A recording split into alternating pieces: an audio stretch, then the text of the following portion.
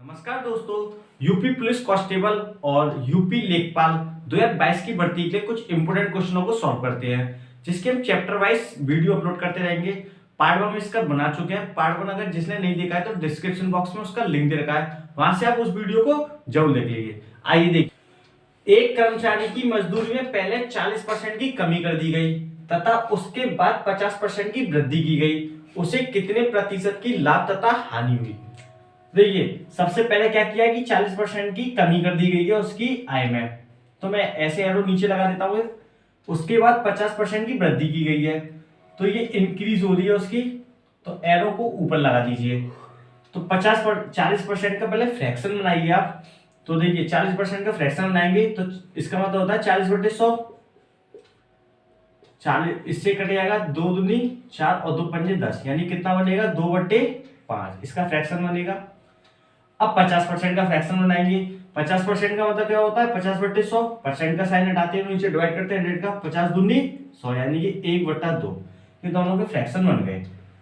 अब देखिए, मजदूरी क्या है, पहले 40% कम कर दी गई। मान के चलिए उसकी जो पहले आय थी 5 रुपए कमाता था, ठीक है, 5 रुपए वो कमाता था, 2 रुपए उसकी कम कर दी, यानी कि 5 रुपए से 2 रुपए कम कर दी, यानी कि उसकी आय कितनी रह गई 3 रुपए। कहां से? 5 से। यानी 5 रुपए कमाता था, 2 रुपए अब कम कमाता है, तो कितने कमाता होगा वो? 3 रुपए यूनिट में, ठीक है।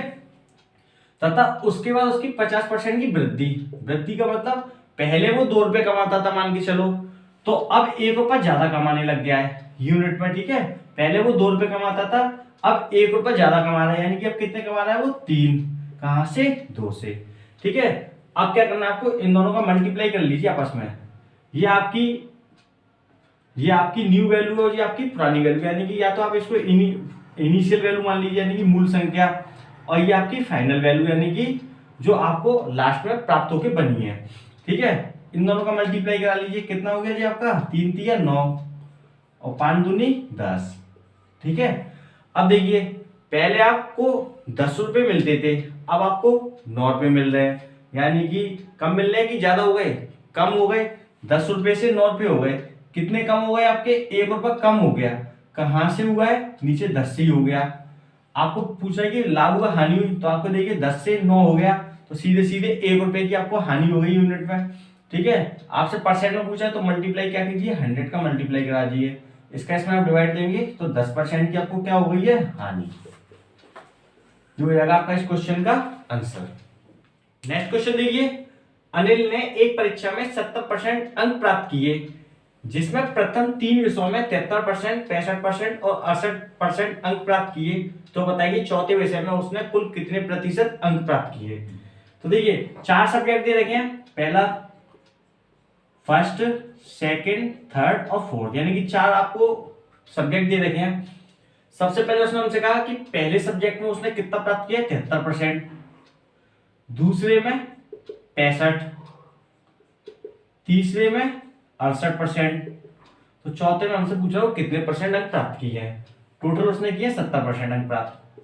टोटल कितना हो गया उसका? 70, यानी कि चारों विषय में 70% अंक लेके आए, जबकि पहले विषय में 73, दूसरे विषय में 65 और तीसरे में 68, तो चौथे में कितने लाया होगा? आपसे क्वेश्चन में ये फाइंड करवा रहा है।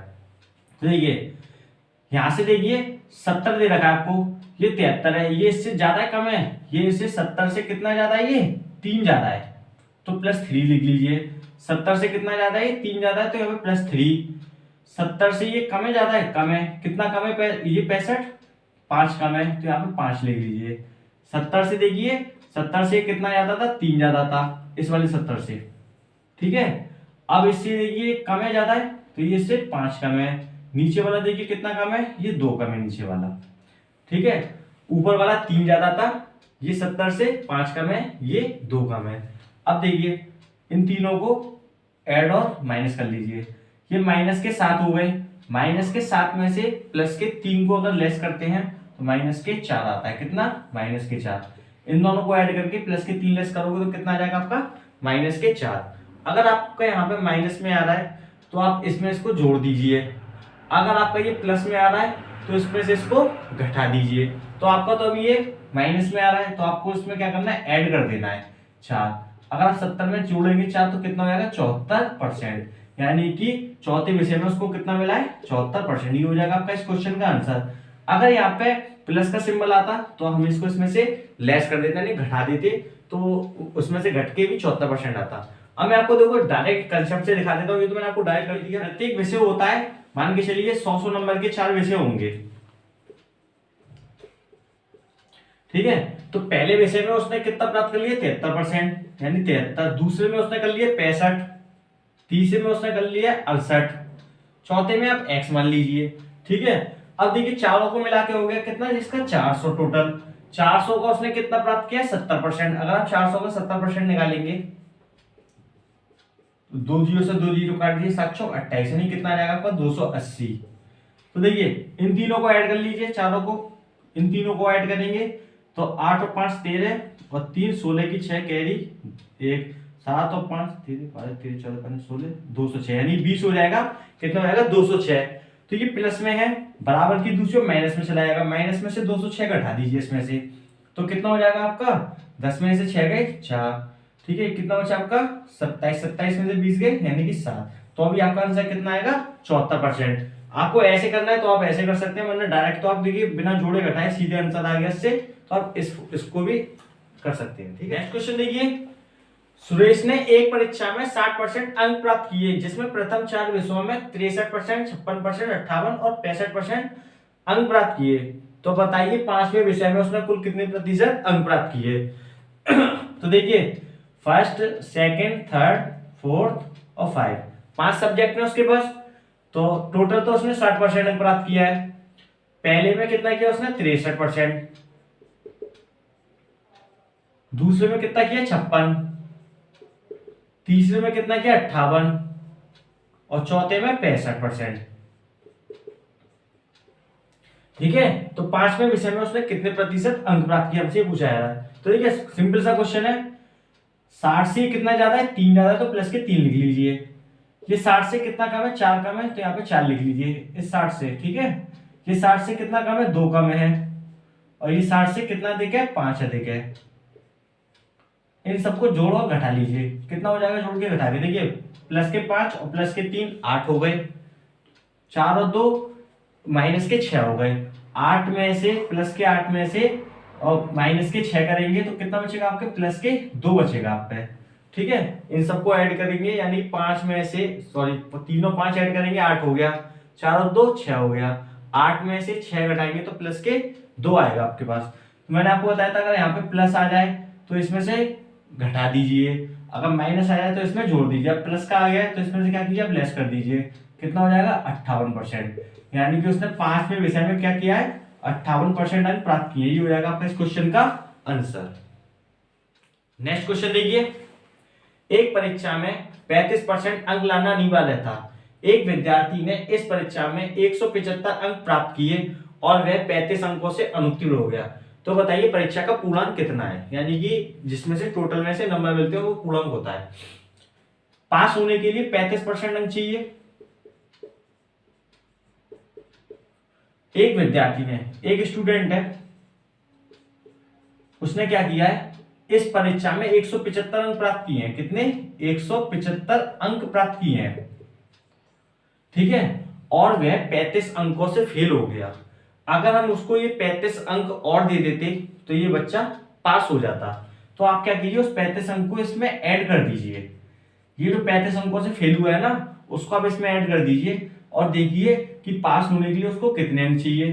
तो 175 में आप 35 जोड़ेंगे तो कितना हो जाएगा 0, 7 और 3 10 और 11 किए और 2, यानी कि 210। पास होने के लिए 210 नंबर चाहिए थे और वो कितने लेके आए 175। 35 अंकों से वह फेल हो गया। तो देखिए 210 पे ये क्या हुआ है पास हो गया है, ठीक है। मतलब इसको 210 नंबर मिल जाते तो वह पास हो जाता।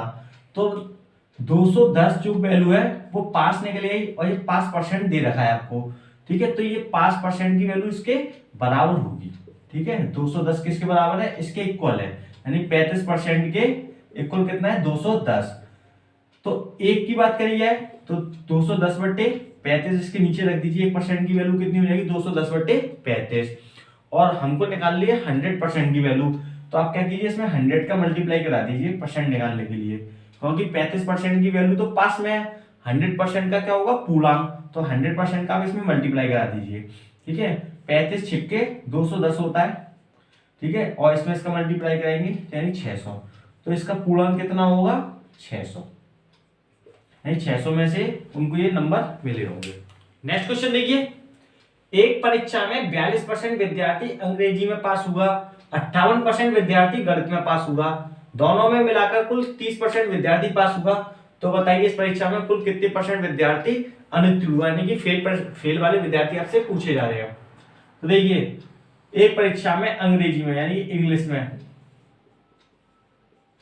42% विद्यार्थी पास हुआ है। 42% विद्यार्थी कौन है, पास वाले, 42% विद्यार्थी पास हुआ है, और 58% विद्यार्थी गणित में यानी मैथ में कितने हुए हैं, 58% मैथ में पास हुए हैं।